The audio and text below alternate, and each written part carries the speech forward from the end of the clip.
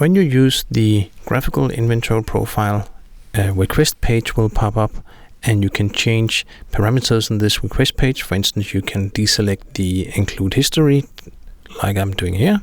And when I run it again, it will have remembered that I have deselected the include history, and this is saved per user ID in your Business Central. Now, the total setup of this is quite complex, so I'll just explain how it works. If you search for item availability setup in here, you will have both an item availability general setup list and item availability setup. And if you go into the item availability setup like this, you can see on the left hand side you have the user ID, and I'm the user SLO.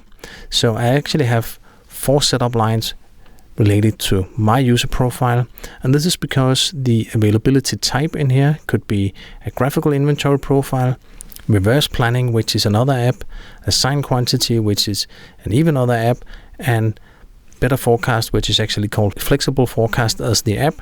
And this is automatically saved, and it's because it uses the same base engine to do the calculation, those 4 apps. So the graphical inventory profile that we are viewing now is this line that we see here in my profile, meaning if I navigate into the item availability setup card for graphical item availability, this is all the setup that I'm doing. So here I could find the field of including history that I've just deselected, and I could select it over again if I want to, and I could select the purchase handling and change everything. So in another video, I will run through all those fields here. This is just to explain that the setup is saved per user in this table. So this is a nice way, especially to get overview if you're helping other users. So if a colleague is calling you saying they don't understand what is wrong, you can find their user ID, for instance here this is on another app, and you can go into their availability setup to see what all their check marks are and explain why they get the result they're getting. So this is one setup. This is per user. We have another setup that you should be aware of if you search again for item availability.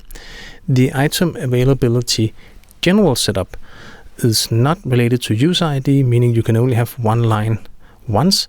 And this is used if you don't have a user setup. It will take this line instead, and it will use for the apps that requires a common setup. For instance, the assign quantity app requires that everybody use the same setup, so it will be taken from this table.